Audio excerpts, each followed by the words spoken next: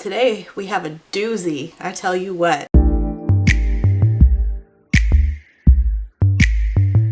Hi, my name's Rachel and today we have another Authors Behaving Badly. Today's author is Jamie McGuire. Hi ladies, how you doing? I want to kill you! Oh yeah, take a number, honey. Video idea came to me because I was scrolling through TikTok, as I do, and I realized I fucked my own TikTok algorithm. Fuck. In doing the last Authors Behaving Badly on Kate Bishop? What was her name? Fuck. Kate Stewart? Kate Bishop?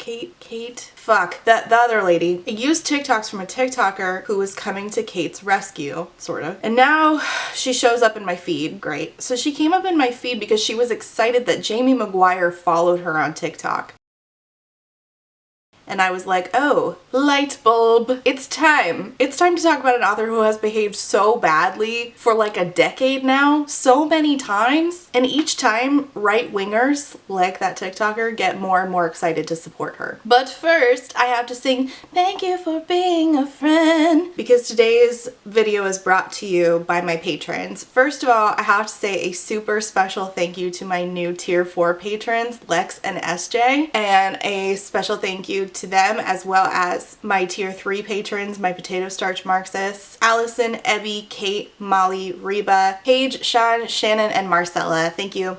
Thank you so much. Tier 4 of my Patreon, I was not expecting anybody to actually sign up for. I put it there as a joke. But I can't tell you how thankful I am to Lex and SJ for signing up. Tier 4 is called Pay for My Therapy Bills. By the way, named in honor of the authors whose books have caused me to pull my hair out and fall to my knees and scream, why? Into the abyss. So thank you, Lex and SJ, for covering my therapy. I am still in awe that anybody's willing to support this channel. It's still a shock to me every day I wake up and I'm like, oh, that's an actual thing. Wow. If you want to join Patreon, the link is down below. There's 4 tiers: Rant Regime, A Quart of Shits and Giggles, Potato Starch Marxists, and Therapy Bills. You get early access, voting privileges, and Tier 4 comes with like book recommendations on demand, but also you get to demand I review a book on demand. I said demand a lot. Fuck. The fact that I can do this and like be a stay-at-home mom and like provide for my family in a way is like huge. Like my son has a huge dental bill coming up and I can contribute to that now. That's huge for me. So thank you. I'm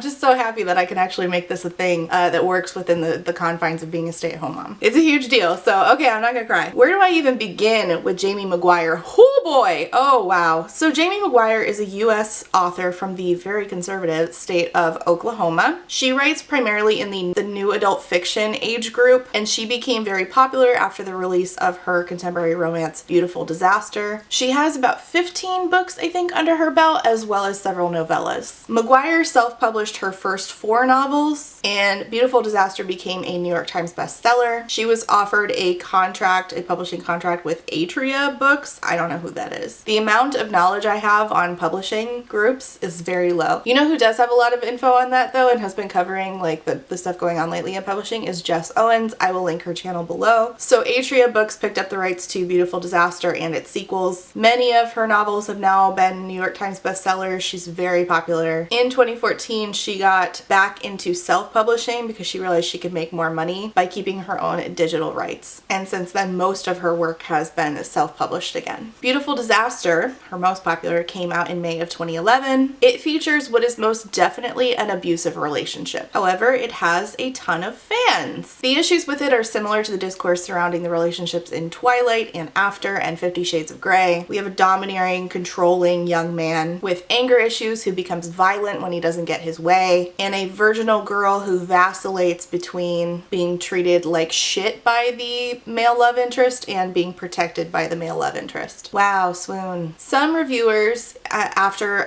Beautiful Disaster was published, took to review sites to discuss this depiction of a romance, particularly to discuss the potential irresponsibility of writing a relationship with this very toxic love interest and potentially having teens read it and not understanding that what's being depicted is not a healthy relationship. McGuire decided to read some of these reviews and then speak about them publicly, not being great towards reviewers. If you think that that is the lowest of the low that Jamie McGuire is going to go in this video, I assure you it is not. It's really not. Nonetheless, we're starting at the beginning. McGuire started posting in response to some of these reviews that Beautiful Disaster was apparently not supposed to be marketed towards readers who were minors, teens. But the book was classified as YA across the internet, including Goodreads, where it was in the running for their 2011 Best YA Fiction Award, with McGuire herself promoting this and trying to get people to vote for it. Then came the Sophia review. A Goodreads user by the name of Sophia, the review is actually still available. She said, "This book contains one of the most disturbing scenes I have ever read in any book ever. Abby slept with Travis and left his apartment." Abby is the main character in Beautiful Disaster. Travis is the love interest. Abby sleeps with Travis, leaves his apartment in the morning without saying goodbye. This is his reaction a few hours later. "Travis is a fucking wreck. He won't talk to us. He's trashed the apartment, threw the stereo across the room. His roommate can't talk any sense into him. He took a swing at his roommate when he found out we helped you leave, Abby. It's scaring me. Abby, he's gone fucking nuts. I heard him call your name, and then he stomped all over the apartment looking for you. He barged into Shep's room, demanding to know where you were. Then he tried to call you. Over and over and over. His face was, Jesus, Abby, I've never seen him like that. He ripped the sheets off the bed, threw them away, threw his pillows away, shattered his mirror with his fist, kicked his door, broke it from the hinges. It was the scariest thing I've ever seen in my life." Wow, swoon. And notes that in the book, Travis says things like, "I'll end up in prison if I hear you slept with someone else." Amazing. What a man. This review has several edits because Jamie herself responded to it in blog form, which ended up sending a bunch of stands Sophia's way. Here's Jamie's response. It's really bad.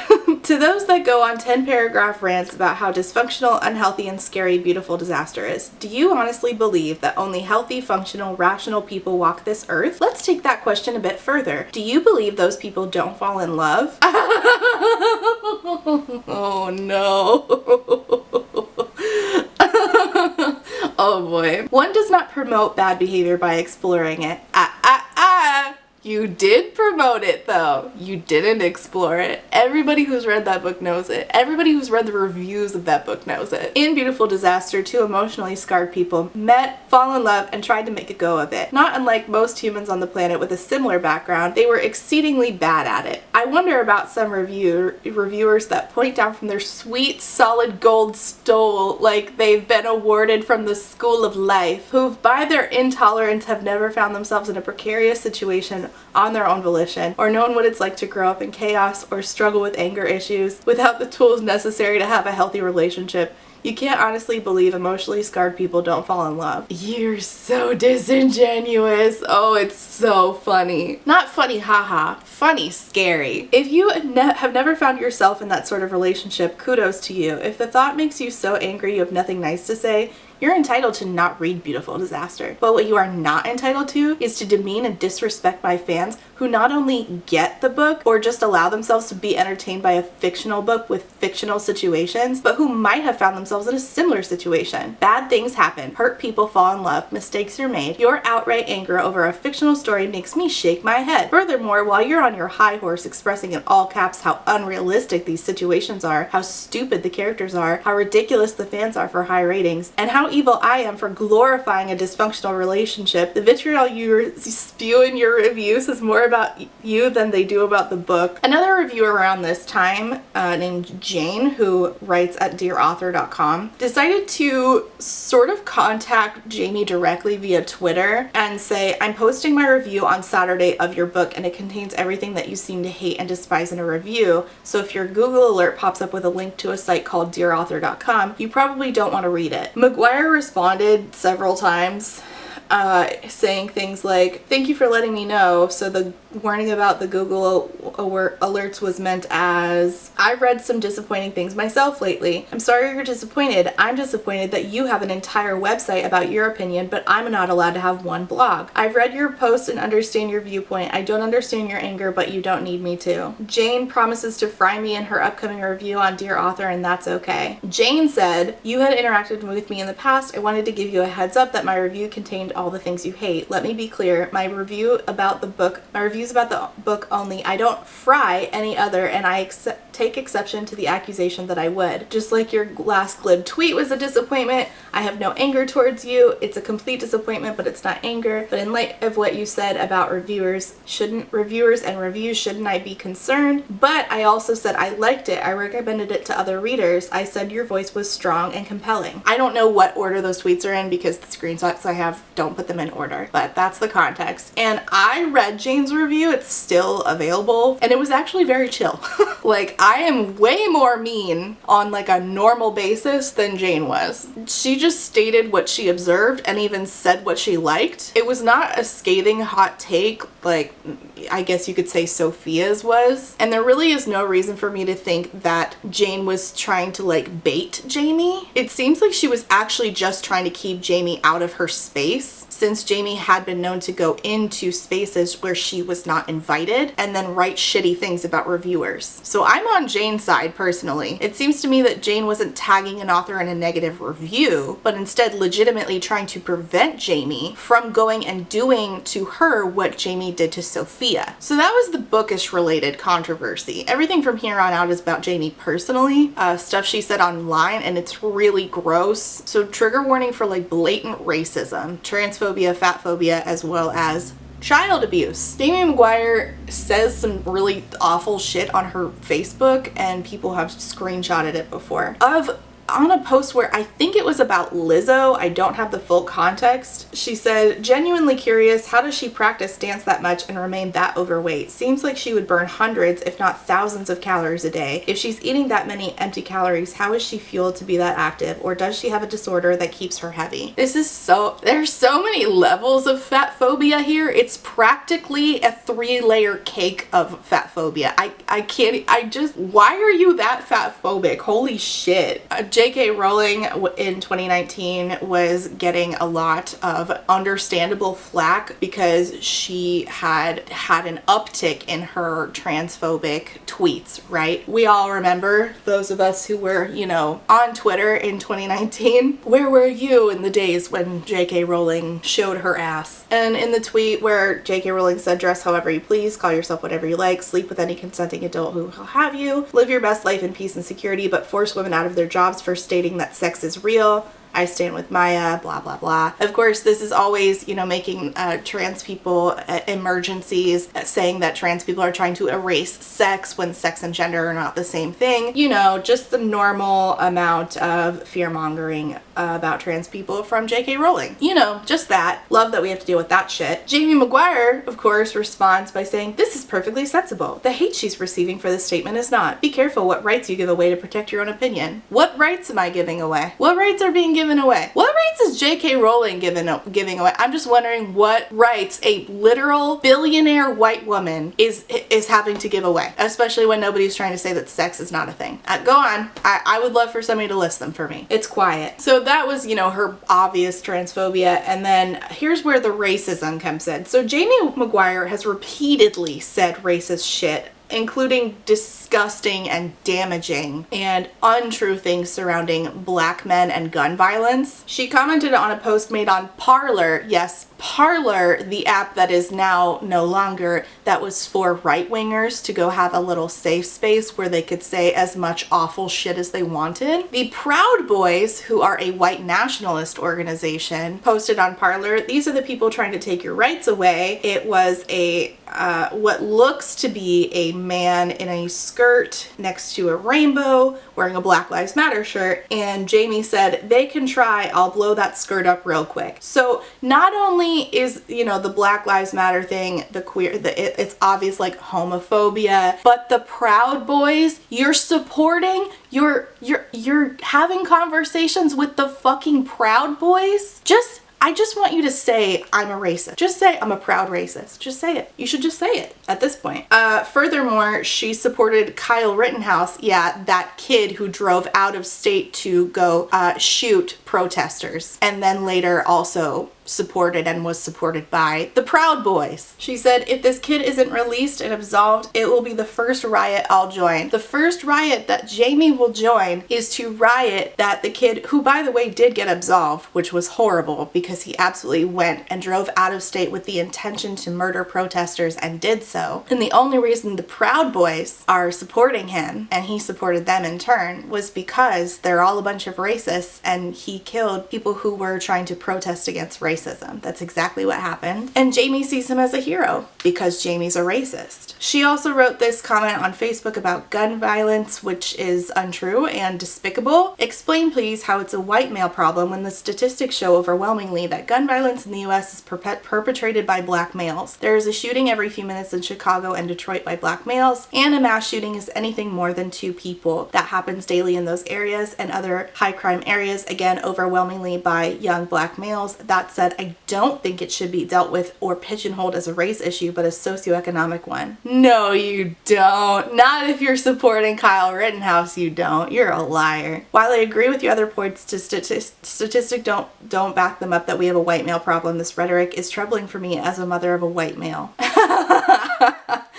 As a mother of 2 males, I disagree. I know that what we have in the United States is when there is a mass shooting, and you know exactly what we're talking about when we say mass shooting, it is perpetrated by white males. And you know why. You support the Proud Boys. You know exactly why. You also may remember the murder of Ahmaud Arbery at the hands of racist, I think 3 racist white men in a racially motivated hate crime. Ahmaud Arbery was just going for a run and was murdered. This happened in February of 2020. On her author page, Jamie posted about the subject saying, I know I normally keep this page opinion free and for bookstore only, but I feel like this is important. If you haven't seen this viral story yet, please look up Run with Ahmaud and sign the petition. This story is absolutely heartbreaking, which that would have been fine, good even. But it seems like she was trying to pander because when you look at her personal page, she says, definitely conversation and discussion worthy. What are your thoughts? If you don't watch the video until the end, don't comment. It's Candace Owens. I don't need to watch till the end. I know exactly what she says. Very familiar with Candace Owens. Candace Owens, was Ahmaud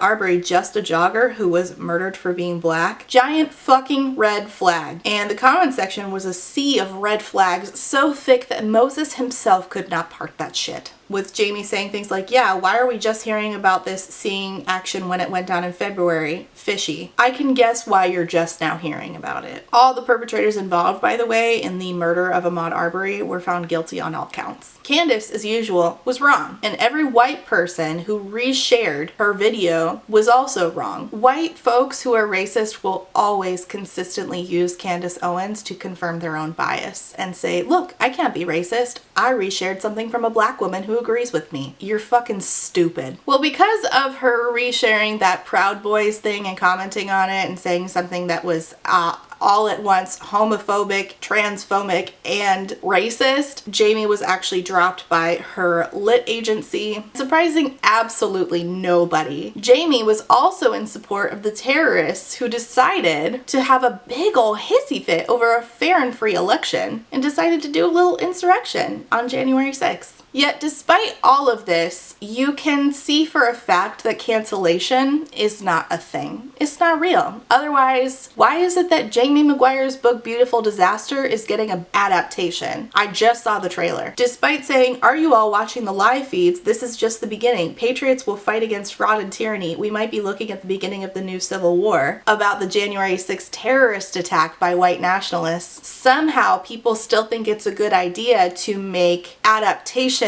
of a racist woman's book. Oh, also shocking nobody, she's an anti-vaxxer. Until you can prove to me that vaccines do not cause DNA mutations, I do not consent, blah, blah, blah. I do not consent. All of this is nonsense. She's ridiculous and stupid. Something that might surprise you, doesn't surprise me, but it might surprise you, Jamie actually ran for office in Oklahoma in 2020 She ran in the Republican Party. Who's shocked? Nobody. Moving on. For the Oklahoma House of Representatives to represent District 69, she was disqualified.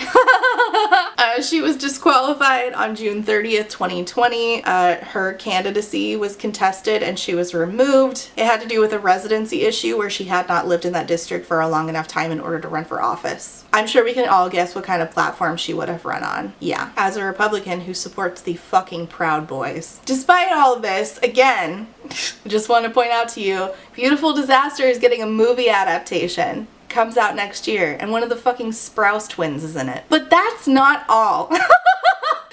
It gets worse. This year comes along, and in March, Jamie McGuire's daughter, Eden McGuire, posts this on TikTok.